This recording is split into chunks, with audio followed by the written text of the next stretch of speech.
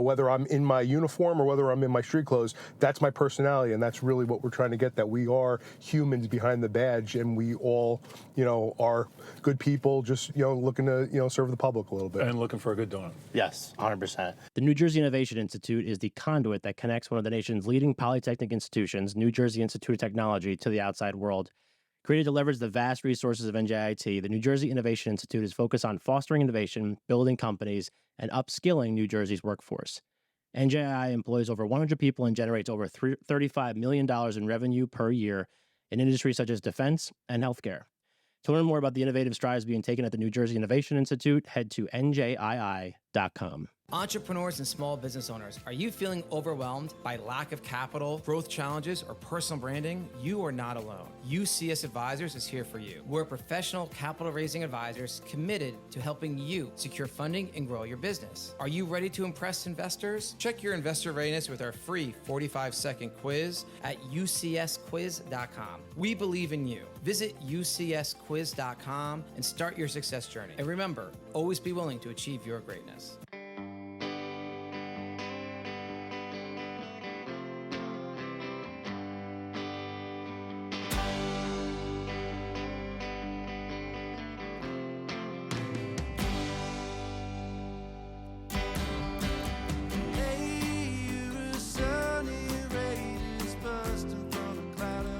All right, what's up, everybody? Welcome back to another episode of Greetings from the Garden State, powered by the New Jersey Lottery. I'm your host, Mike Cam. We are doing a little ride-along today with Pat Colligan, PBA president, and Vinny Rizzo. Guys, welcome to the show. Thanks for having us. Absolutely. Looking forward to it. Yeah, so Pat, you and I met in AC and at an event. And when we talked about maybe doing an episode, I was really glad that you pitched this idea, because it's definitely not an idea that I could really ever pitch, So take us through what we're doing today, because we're in the car right now. We just picked up some donuts from Plainfield Donut Shop. What are we talking about? We're talking about donuts, cops and donuts. Perfect together. Yeah, perfect together. So let's learn a little bit about you guys as we're going along here. So Pat, we'll start with you. Just give me a little bit of background about what you do and how it relates to the PBA and all that kind of stuff. I'm a full-time police officer in Somerset County, New Jersey. I've been a cop for 31 years and became PBA president back in 2014. PBA represents about 32,000 cops throughout the state, all 21 counties. And Vinny here's one of my trusted delegates. He runs our Bergen County PBA conference. But we are the union representing police officers. Awesome. Law enforcement officers, corrections officers, a little bit of everybody. Great. And Vinny, let's learn a little bit about you too, because I know Pat. I don't know you much. I'm also a full-time police officer up in Bergen County. I've been in law enforcement for 18 years. I have a big agency training. The Port Authority Police. I was formerly from there, so I like to think that I've gotten to see both sides of it: big agency, small agency. I do the delegate stuff part-time. I'm not a full-time union rep, but it's definitely my passion. I feel like in law enforcement, everybody finds their niche, whether it's being assigned to the traffic bureau, whether it's being assigned to the detective bureau, something like that. Yeah. I found my passion doing the union relations. It's all about giving back to the membership, really getting member benefits, excelling toward the future, and always trying to grow on what we have today. Just making it that much better in the future. So over the years of doing this, I've been doing the delegate stuff for about a decade now, over 10 years. I've just worked my way up every spot on various executive boards. So I've learned the financial end of it, the logistical end of it, the analytical end of it, and I've finally gotten to the top, and I've gotten to run my conference, which I'm really proud of, and always being there for the membership. Yeah, for sure. And we discovered our love for food. Yeah. So talk to me about that, because you guys spend obviously a lot of time on the road, both in both capacities of your job. So donuts, obviously we're doing that today. and we just stopped at the Plainfield Donut Shop. So we're gonna hit Vicarro's here in a second, but like, what are some of like your favorite? Like, what makes a good cop donut? I think we'll start with that because we talked about the lean, we talked about some tricks, but what makes a good cop donut? Well, I'm totally against those gourmet donuts that have popped up in the last 10 years. Bacon belongs with eggs. It doesn't belong on a donut. Maple belongs on pancakes. It doesn't belong on a donut. I just want a good jelly, good glazed. You know, we picked up some bow ties here at Plainfield Donut Shop, which excited me because I haven't seen them in a while.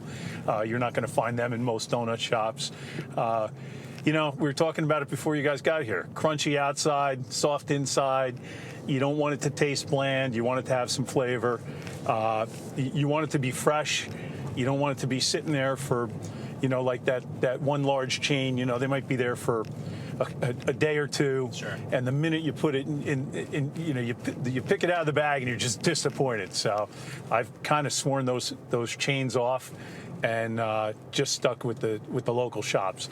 I drive 35,000 miles a year, represent cops in 21 counties, so I have the opportunity to see a lot of donut shops. Yeah, and so, you know, like finding a place like we just did Plainfield, and sorry to YouTube because we couldn't get any B-roll in there for some reasons, but when you're finding these mom and pop shops or like these smaller shops that, you know, like that place had 4 stools at the counter and no real other room to move around.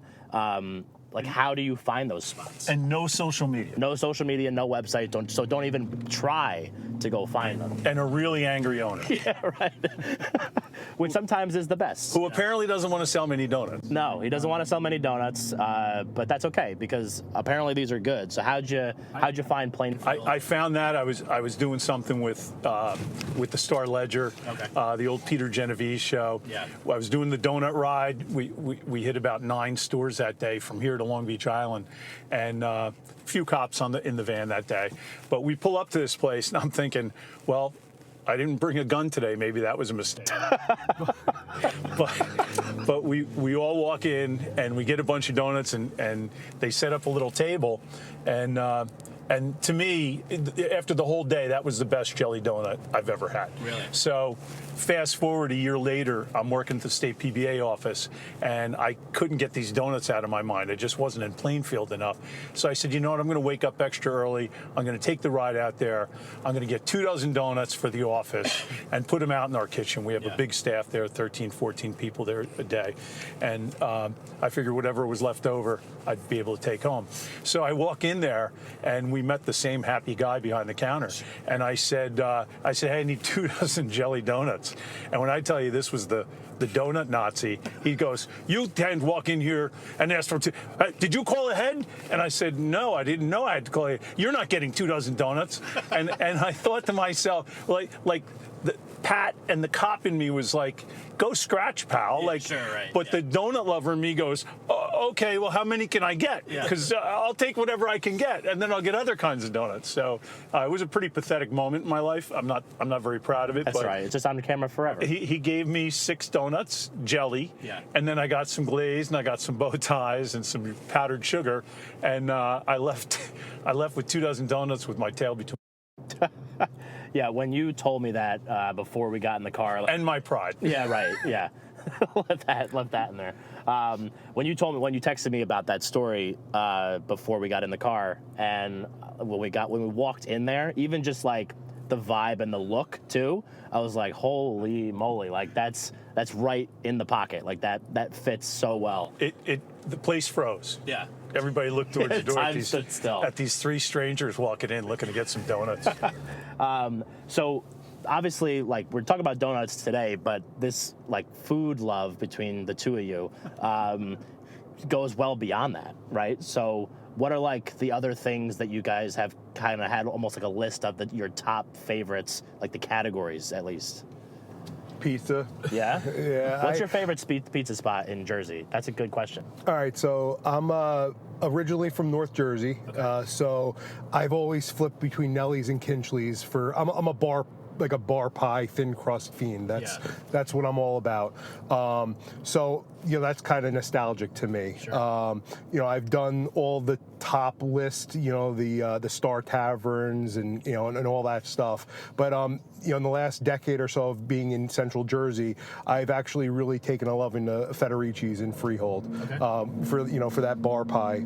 If I'm gonna pay some astronomical tolls to go into other boroughs and whatnot, L&B, Spumoni Gardens in Brooklyn, if I want to get a nice Sicilian.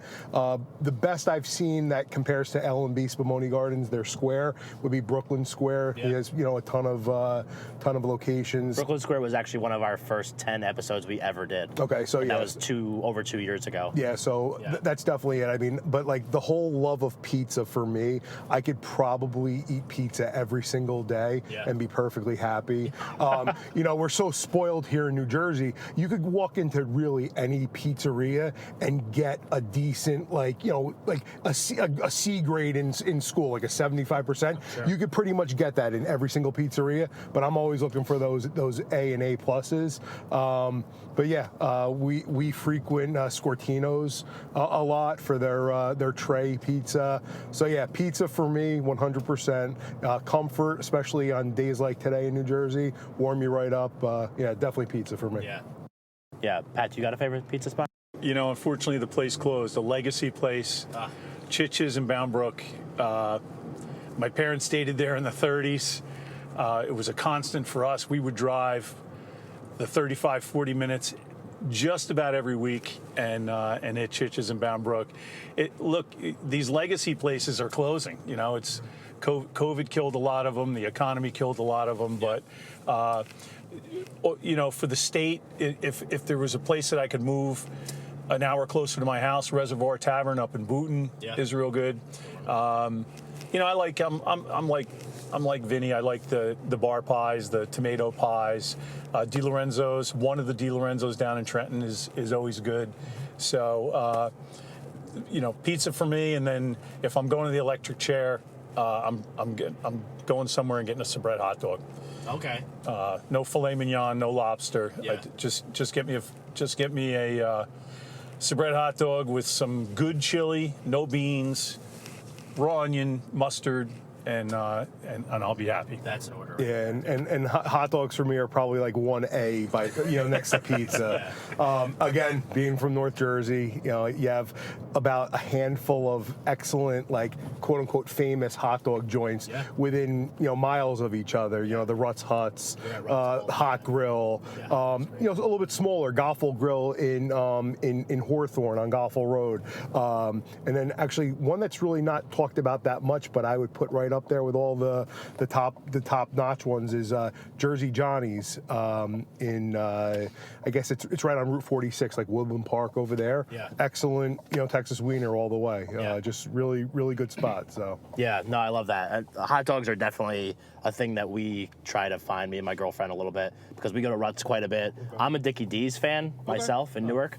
I like what's the one? It's like up in Buttsville. I think it's like just called Johnny's. Hot Dog Johnny's. Hot Dog Johnny's. With the warm buttermilk, I believe. Which I've never had. Which is why I'm really fast. Okay, so you mentioned when we had that quick technical malfunction that we have donuts sitting here. We have donuts here. This is like, I know you said you're a little starving. rough. So we could try them while we're going along here. So good, Vinny. I'm driving. I'm not supposed to be. All right, I'm gonna go. Back here. I got.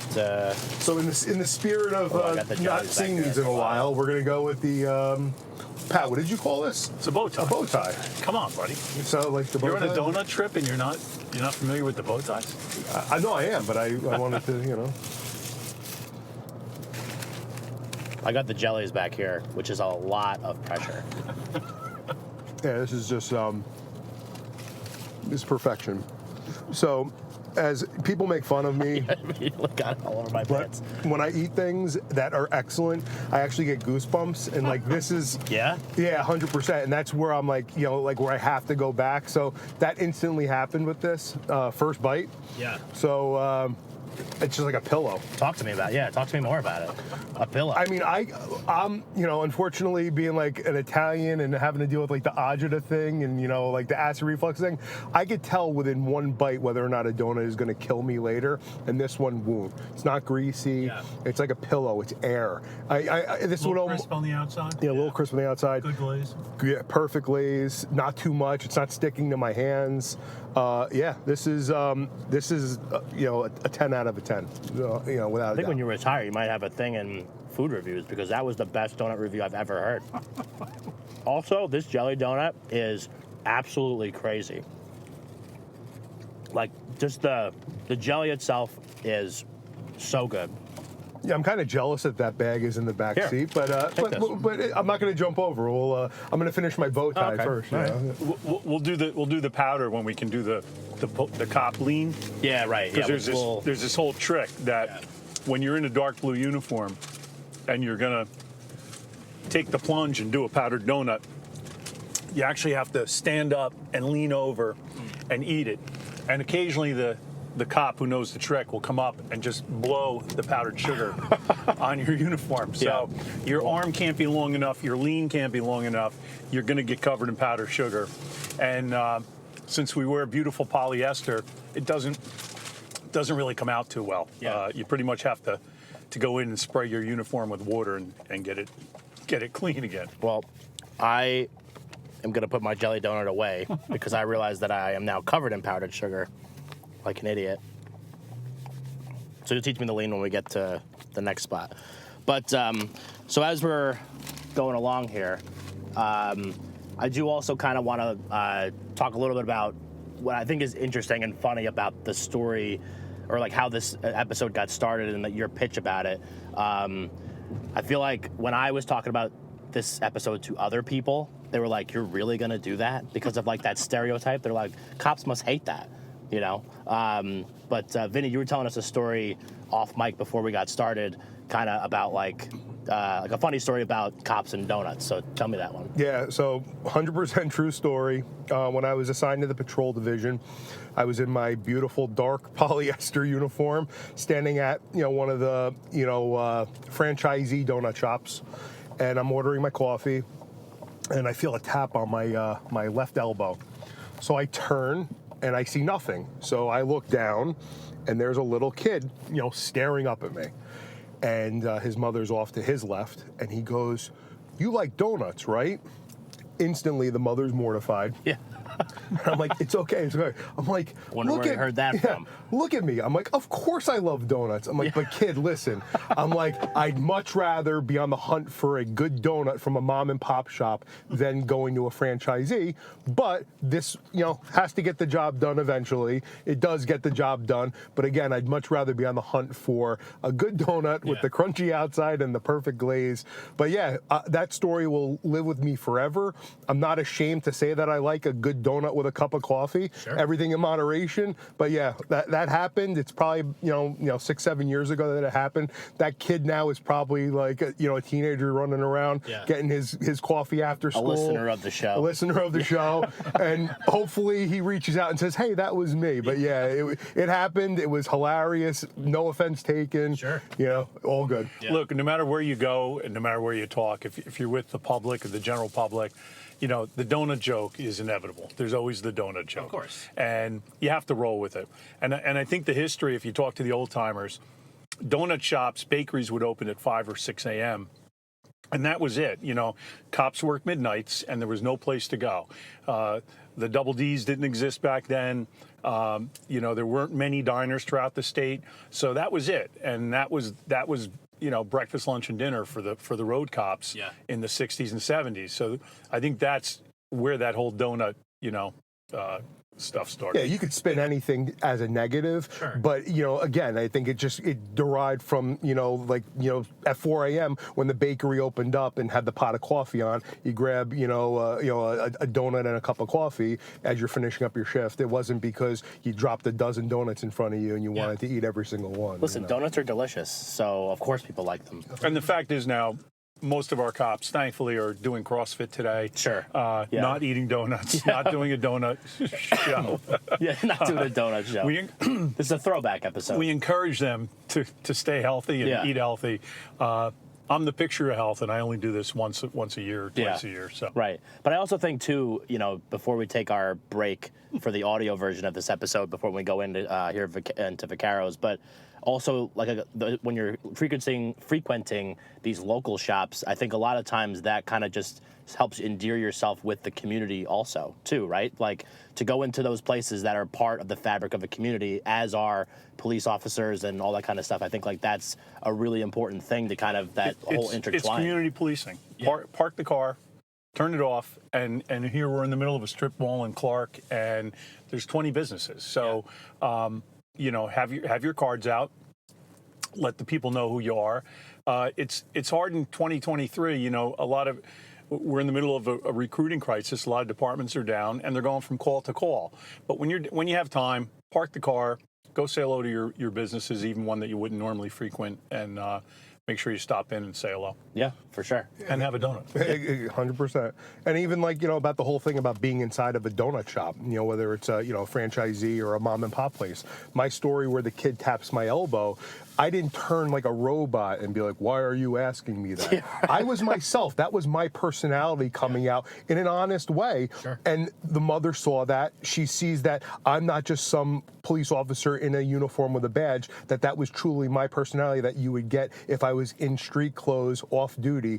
Whether I'm in my uniform or whether I'm in my street clothes, that's my personality. And that's really what we're trying to get, that we are humans behind the badge, and we all, are good people, just, looking to, serve the public a little bit. And looking for a good donut. Yes, 100%. So we're going to take our break for the audio version of this episode. So this is the Greetings from the Garden State podcast, powered by the New Jersey Lottery. I'm Mike Ham. We're here with Pat Colligan and Vinny Rizzo. We'll be right back. The Mayo Performing Arts Center is the heart of arts and entertainment in Morristown, New Jersey. MPAC presents over 200 events annually and is home to an innovative children's arts education program. To see MPAC's upcoming schedule of world-class concerts, stand-up comedy, family shows, and more, head to mayoarts.org or just click the link in our show notes. Hey folks, I want to tell you about the crew over at Make Cool Shit. These are the magicians who recently gave our podcast a jaw-dropping makeover. You know how we roll here at Greetings from the Garden State podcast, right? We're all about that Garden State attitude. Well, Make Cool Shit shares that same vibe, and they've got something absolutely epic to offer. It's called the Unlimited Cool Shit Design Subscription. It's a game changer, my friends. Imagine this: unlimited creativity, one flat monthly fee, and none of that boring stuff. It's like having your very own army of design superheroes on speed dial. Whether you're a fresh-faced startup or a seasoned business looking to shake things up, the team at Make Cool Shit has got your back. It's all about making your brand sizzle, no matter where you are in your journey. So if you're ready to turn your ideas into mind-blowing realities, then it's time to connect with Make Cool Shit. You can check them out on Instagram at WeMakeCoolShit or visit their website, WeMakeCoolShit.co. Remember, that's co, not com. Greetings from the Garden State is proud to be partnered with some amazing brands. A special thanks to LeGrand Coffee House, our official coffee, and Birdling, our official travel bag. To learn more about these and all of our other great sponsors, head to greetingsfromthegardenstate.com. All right, we're back.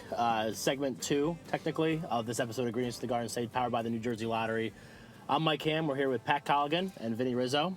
So we just had donuts at Vicarro's. I learned Vicarro's in Clark. Make sure we plug them the right way. They were phenomenal. Jelly, great. Learned how to do the lean, even though we made the cop lean, even though we made a total mess of their floor. But she was cool with it. She was just happy to have us there, which was great. And the glazed donuts were also good. Thomas also was able to try one finally. But what'd you guys think? These are like 2 pretty good stops for us to make on this tour, right? Yeah, if you're going to do 2 stops. Yeah. And those are two premier stops. For sure. Vinny, happy? I'm gonna take a little nap right now. That means I'm more than happy. Like Pat said, if you're gonna go to 2 donut shops, you really can't pick any better. Yeah. Or find any better.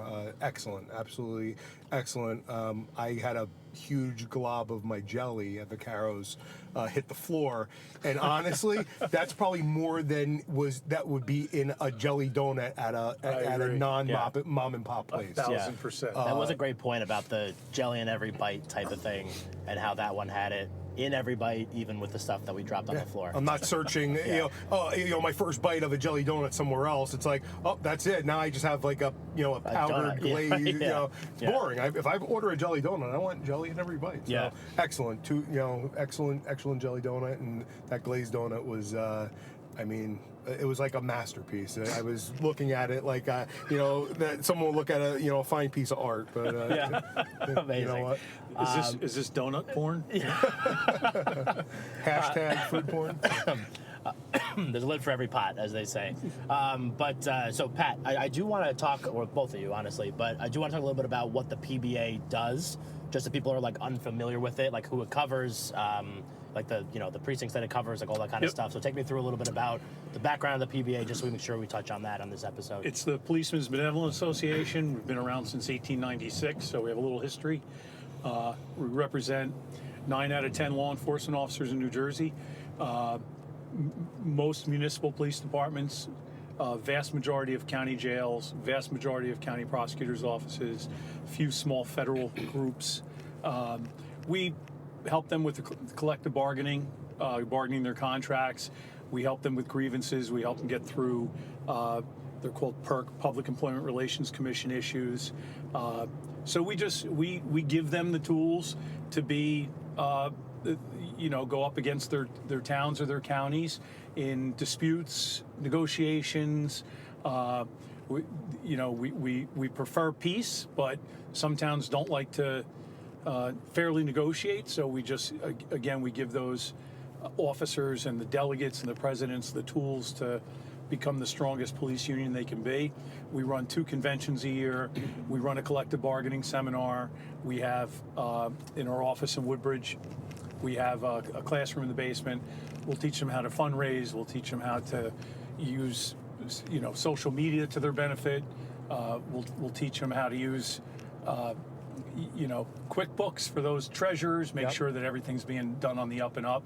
So we're, we represent about 32,000 members, proudly, and I just want them to be the best, the safest officers, and the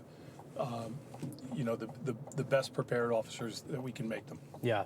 And so how does one get, in your case, involved in that? Obviously, like, you get involved with it as a cop, being part of the union, but then to get to some, like, the role that you have in particular, like, how does that happen? It's not always, you're not always the most popular person in the department. You're if you want to move up, become a sergeant, lieutenant, captain, it's not always the best spot to be in, because you're usually at odds with your department. But when I got hired in 1992, we had 5 officers under indictment from a crooked prosecutor. They were being unfairly railroaded, and my PBA delegate at the time was my coach. I literally got out of the academy, and these 5 guys were facing jail and facing serious charges. And I saw what the union did. I will say proudly, if you're a dirty cop, you're a dirty cop. Yeah. There's no room in our profession in 2024 for cops who don't want to be cops or not follow the law.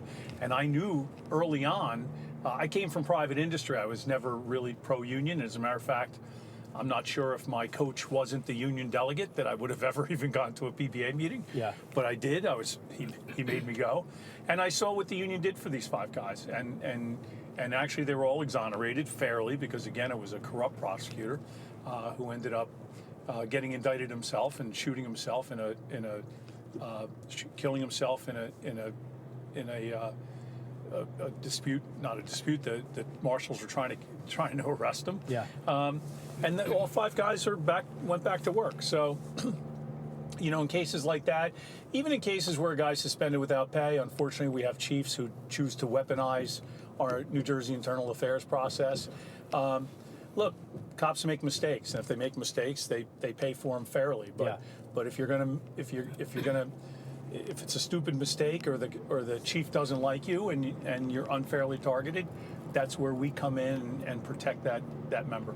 Yeah, which I think is great, because excuse me, especially nowadays, like you said, 1992, I'm sure police departments, relationships with towns and counties and the state overall, you know, I think that that's really evolved quite a bit in that 30-year period, to 32-year period to where we are today, and kind of like keeping up with those changes and like the demands on the profession, really, I think is a super interesting way to kind of like frame it, because, you know, at the end of the day, like everyone needs some help, you know, a little representation, some help, and even if you hate the police, when you're in trouble, you're calling 911. Yeah, right.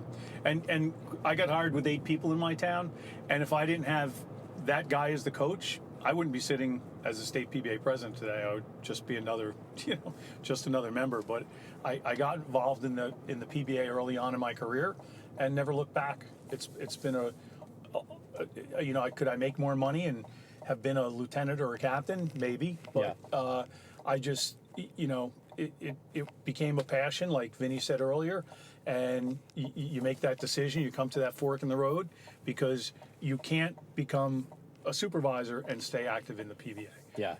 And we just, you know, both of us made that decision in our careers. I never took a promotional exam, and again, I've never once looked back and regretted that decision. It's been very, very rewarding. Yeah. Vinny, same thing, I'm imagining, right? Yeah, I share the same sentiments. Obviously, I'm not at the, you know, I'm not the PBA president. Sure. But the passion is there. I too have not taken a promotional exam because I've come to. Not even come to terms or come to peace with it. I've realized that this is my passion. I'm there, you know, I like being in the middle of everything. I like my phone going off because people have a question that I could either answer or get them the answer to. I like to feel, you know, just as quick or quicker than most people. Get them valid information. You never want to lie to your members. We're all cops. You know, they'll see through a lie instantly. And you know what? As soon as you lie to one of your members, your credibility's gone. So I've always, coming from a 2-town locals, meaning, so I'm the delegate for 2 different towns as one PBA. Yeah. The other town that I don't work for outnumbers my department. So at any point over the last 10 years of me being a delegate, they could have said, hey, you know what, we're going to stack the meeting. They have more votes than my department. They could have voted me out. So I always I have to work harder than the next person. I have to work hard. I have to give my membership what they're looking for, and if better than the last person. And that's coming from a previous delegate who was a delegate for like 18 years. He told me when he got promoted to sergeant and had to give up delegate, just get involved. So that's what I did. I started volunteering to be on state committees. That's when your network really grows. You know, policing could be very cliquey. You sit at a table with just your department. You know, at my local meeting, there's, you know, one table of my department, another table of the other department. We're all friendly and everything, but that's just the way it is. You feel comfortable around your immediate peers. I've always enjoyed branching myself out, having friends that are in Cape May County, having friends that are up in Sussex County, because we're all dealing with similar things. It's just, you know, different geographical locations in New Jersey. Different donuts. Different donuts. Sure, different donut shops. Yeah. Because when you do wind up in Sussex County or Cape May County, you want to know where to go. We're searching. Exactly. Yeah, always searching. But yeah, that also brings up another question too, as far as like, you in Bergen County, Pat covering the entire state. I would imagine like a lot of precincts, while there are similarities in some of the challenges that they face, there are also like a lot of differences in sometimes like the communities that they're serving. Also, does that kind of come into play with the stuff that you guys deal with? Because like if you're in, let's just take Newark, because I was just in Newark yesterday, or you're in some places in Sussex County, like those are 2 totally different areas, and like how do you kind of navigate those different challenges? I think there, are they different challenges? Just on the crime end, Sure. 1,000%. Yeah. But on the PBA end or on the union end, you're still trying to get the best pay for your members. You still want to make sure the officers are safe, the equipment's the best. Yeah. So those challenges are the same. Gotcha. Just under different, a different circumstance. We represent Patterson. The cops in Patterson know they're never going to be the highest paid in the state. Yeah. You can drive through Alpine, New Jersey, and say, okay, well, those cops do pretty well. Yeah. But and on kind of along the same lines, our officers, I always hear, a cop in Allendale doesn't pull his gun. Well, that's, getting shot isn't what always kills us. What kills us is the stress of, working a midnight shift, doing CPR on a dad in his family's living room with the kids there, doing the death notifications of a 12-year-old or an 18-year-old that just got into a horrific car accident. That's what kills us over time. So those are the issues we take passionately too. Protecting our members, peer liaison, making sure, if they're having an alcohol problem, that we're getting them alcohol treatment. If they're having a psychological problem, we have a staff psychologist 2 days a week in our office that you can come talk to. Statewide, nationally, I was just in Israel. Those officers are facing pay disparity problems. Certainly now, after the October 7th, the PTSD, they lost 57 officers in one day. So, you can take a cop from Cape May, New Jersey, and plop them in Istanbul, Turkey, and talk to a cop there, and it's going to be a similar story. Sure. Yeah, and I think that's another interesting thing too. Like we're talking about earlier, we're talking about the changes almost, and the evolution for sure. Like in 1992, I would imagine it was less likely that there was going to be like a psychologist and on staff and some of these focused. There was a huge stigma. Yeah, for sure. And how that's evolved and why that just makes it better now. If a cop came and sought help because of, I look at one of the towns near us, East Brunswick had a child drown one day and a family drown the next day, and literally in front of these officers. I don't want to get into the story, but you want to get those officers, make sure they're all right. Come in and do a group session, and then make sure individually they're okay. If that was done 30 years ago, oh, you're weak, kid, get it back out there. Grab a cup of coffee, and then let's do choir practice. You know, choir practice isn't singing at 11 o'clock at night. It's going out to the parking lot and drinking to excess. So all those things are now accepted. You can go to your chief, you can go to your command staff and say, hey, I'm having some difficulty dealing with this issue I just had, with this car accident where two children died. So that we're proud of. I mean, I know the PBA was in the forefront of the peer liaison stuff. So it's just really good to see now. Yeah, absolutely. And I think, like, obviously all the stuff that we've talked about today, and like we made it light in the sense of like we're talking about donuts most of the day, but obviously like the stuff that you guys do is super important because it's what keeps everybody safe and everybody, the community side of it, like we talked about. There's so many important things that are kind of connected to this episode that we did, and I was like just really pumped. It's important to humanize us. We're not, he said it earlier, we're not robots. Right. We put our pants on the same way. We go home and have difficulties with the family the same way that everybody else does. There's always struggles financially and wondering, if your payment, if your mortgage is going to be made. So we share the same problems, and I always feel like, we're in this capsule called the police car, and the average citizen has no contact with the police officer. You may have gotten pulled over a year ago or 5 years ago or 10 years ago, but nobody calls 911 when their kids are on the honor roll. Nobody calls 911 when your husband got a promotion. We're usually there when something bad is happening. And I always, as a patrolman, when I was in patrol, I always wanted to look approachable. I would always wave at the kids from the patrol car. It's disappointing to me to even see an officer sometimes just not even looking around at a traffic light, or it's just, we have to humanize ourselves. And it's part of, before you got there, I even talked to Vinny about it. Like, I do a lot of radio stuff and TV, and I want people to realize that we're normal. Yeah, for sure. And like you said, quasi-normal. Yeah, right. But that's everybody really. And that's really when we met in AC, like I said in the first segment.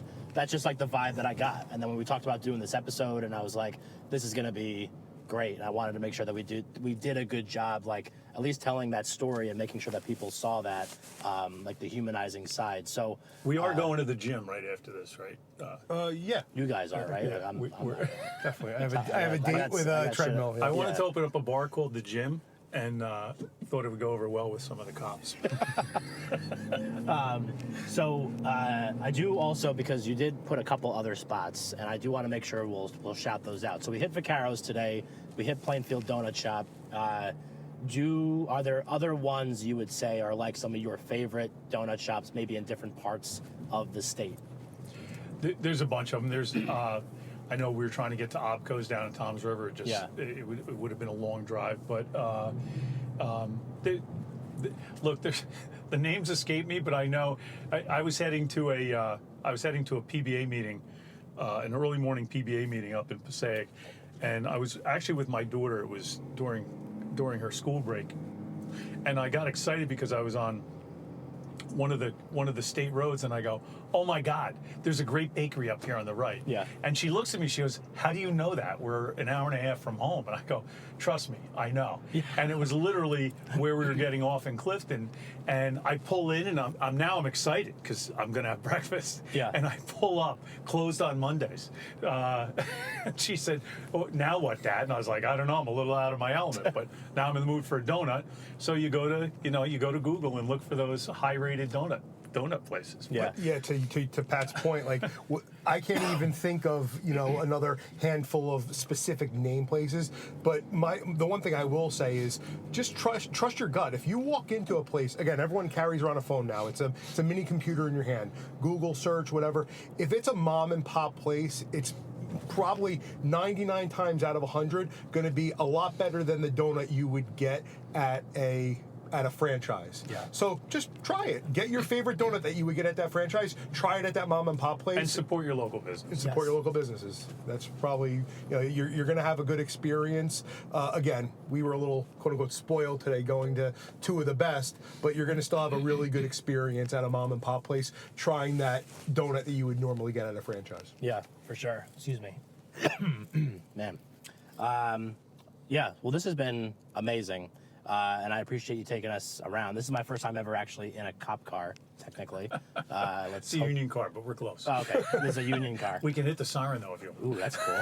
Do you guys ever do that? Well, not with the cop over there. Oh, yeah, for sure. There is a lot more room in a union car than a police car, FYI. Yeah. I would not be able to sit here comfortably. I'd be like kind of hanging out the window or... But there would probably be powdered sugar on the seat of a police car. Yes. Evidence of a prior crime. Yes. A prior crime.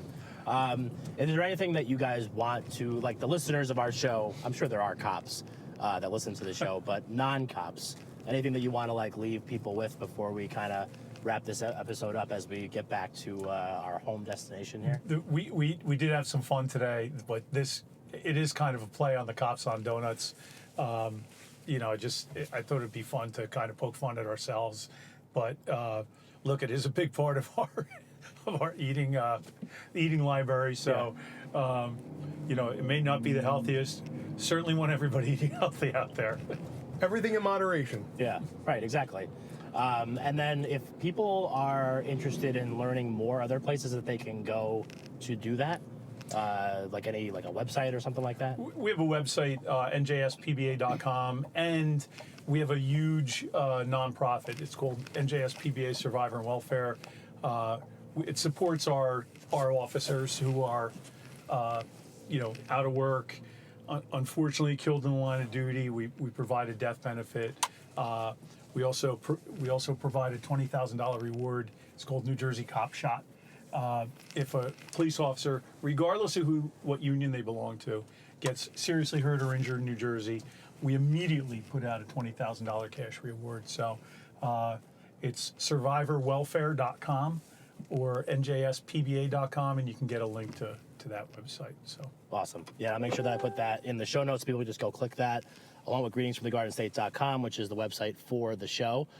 So I want to thank Pat Colligan, PBA president, and Vinny Rizzo for helping us out today and giving us these great spots and eating some donuts. Vinny, we got to talk more, I feel like. You and I need to become a little bit more close. I could foresee that for the future. Maybe a savory episode. Yeah. Well, we talked a lot about hot dogs today, and that really started scratching me. I need to be in on that episode. Yeah. I mean, listen, you're in. We'll still drive. Yeah, I'm even better. So we'll make sure we put the websites that Pat mentioned in the show notes. Like I said, along with greetingsfromtheGardenState.com. Today we visited the Plainfield Donut Shop in Plainfield and Vicarro's Bakery down in Clark, New Jersey. So make sure to go check those out. Thank you for them for some awesome donuts. We appreciate it quite a bit. This has been the Greens for the Garden State podcast powered by the New Jersey Lottery. I'm Mike Ham. Thank you again for listening, and we'll catch you next time.